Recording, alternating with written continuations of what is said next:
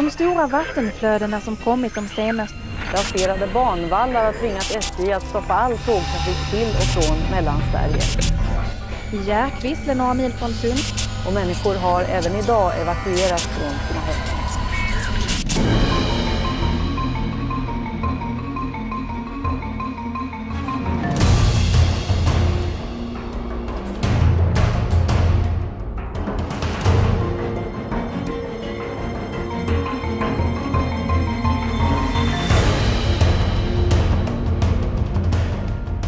We've all seen pictures from flooded areas on TV.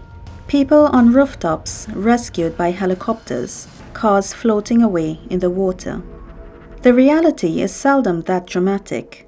It's more common to see the water rise inch by inch, slowly but surely closing in on our property.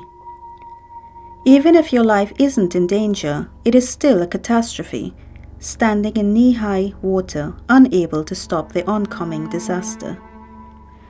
To start building walls of sandbags takes time. It's heavy and requires many helpful volunteers. On top of it all, there will be a lot of sand to take away when it's all over. Now there is a solution at hand.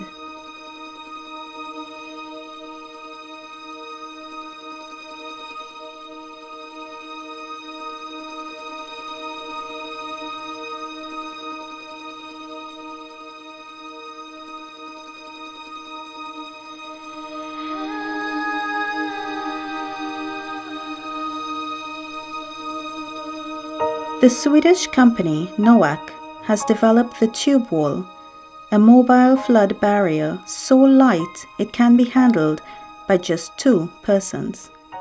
The NOAQ Tubewall consists of air-filled tubes which are linked together like a chain.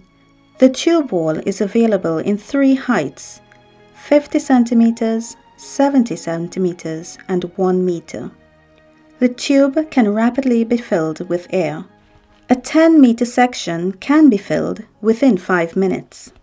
The tubes are kept in place by a skirt, which is pressed to the ground by the rising water. A 75 centimeter high by 10 meter long tube section weighs only 50 kilos, but it is anchored by more than 10 tons of the flooding water itself.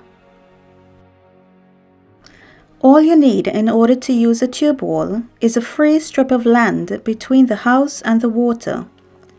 How wide that strip of land has to be and other measurements can be downloaded from the NOAQ website. The ground doesn't need to be even. Roads and lawns are fine, as well as natural ground. Avoid putting the tube wall on gravel or on mud without any vegetation.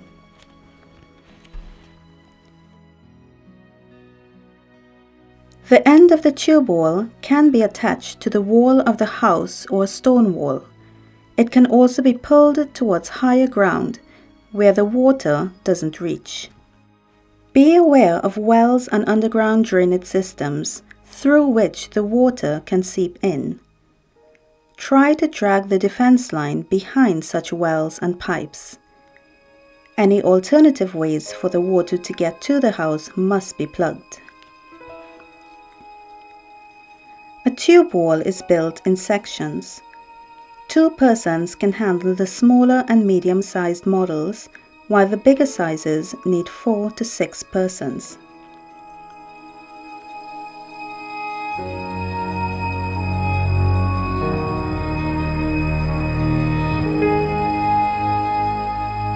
Roll out the tube section approximately to where it is supposed to be placed and adjust its position by pulling it on the ground. Keep it straight while pulling it so as not to get creases on the skirt.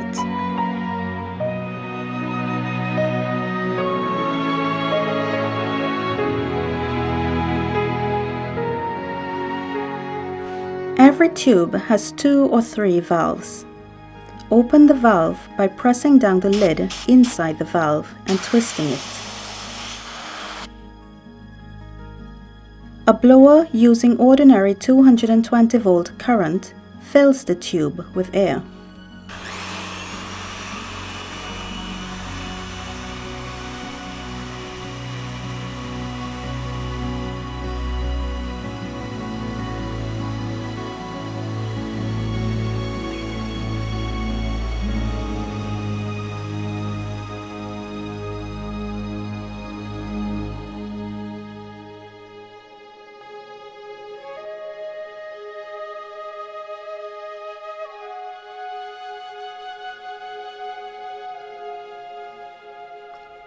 Continue blowing until the blower sounds strained.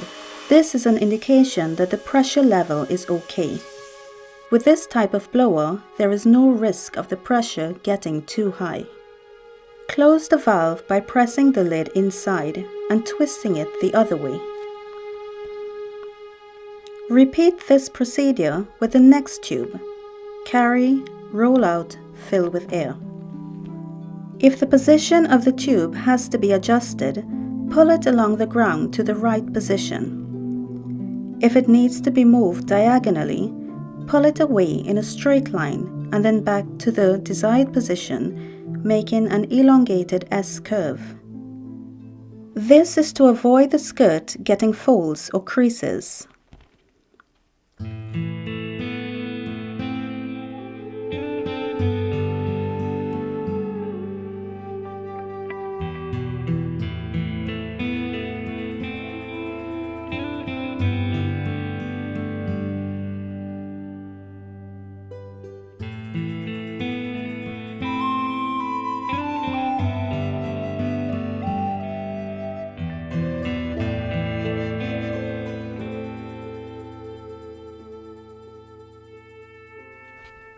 The tubes can be linked in a straight line or at an angle up to 90 degrees in either direction.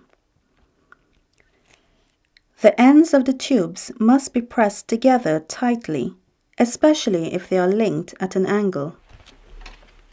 The tube sections are zipped together using a special joint cover. All models use the same joint cover. Tubes of different sizes can also be joined together in this way. If the tubes are joined at an angle, you might need two joint covers since there will be a longer distance between the zippers. If you have excess cover, just fold it neatly and place a heavy object on top to keep it fixed. The air-filled tubes themselves should not be joined to each other. The eyelets at the ends of the tubes are only to be used in special situations. By attaching air tubes, all the tubes can be joined into one volume of air. In this way, the air pressure of the whole tube wall needs only to be controlled from one point.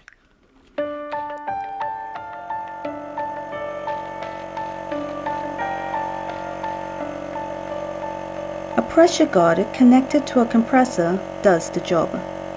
If air is leaking somewhere, lowering the pressure guard will react and the pressure will be restored.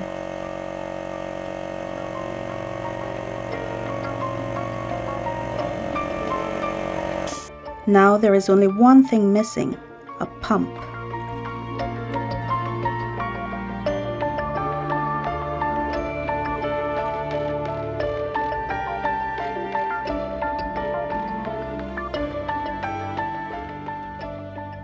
A certain amount of water leaking in under the wall is to be expected. Water which has seeped into the earth will also ooze out onto the dry side. Rain and small brooks can also increase water levels and must be pumped out. Now we can relax.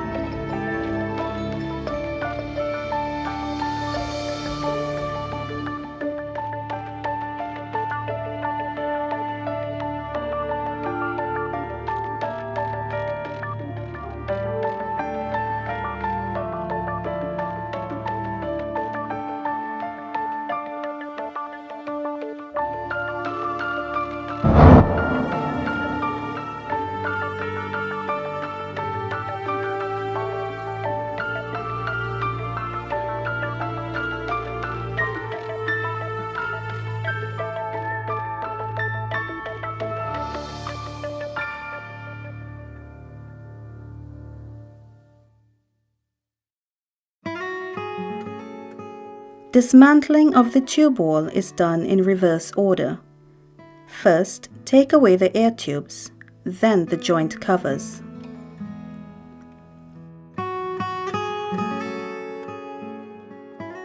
By removing the mouthpiece of the blower, the air will be sucked out, thereby emptying the tube of air as fast as it was filled.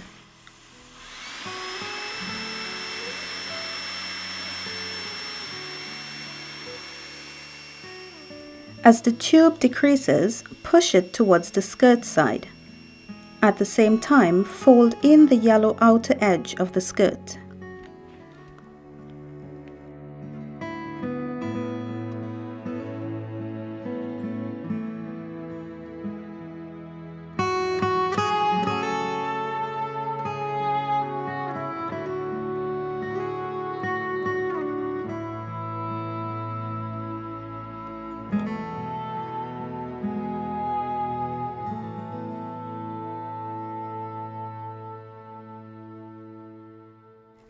Now all the material is lying on the drainage layer, and since it cannot be folded, the whole section is rolled up.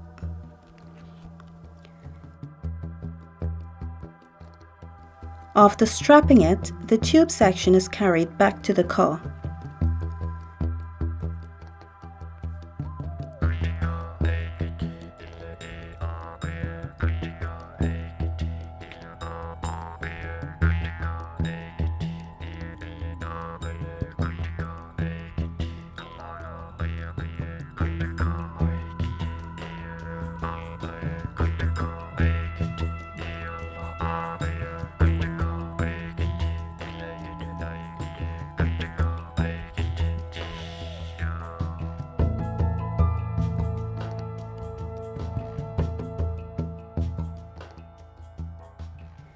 The lawn is still there in good condition, and so is the house.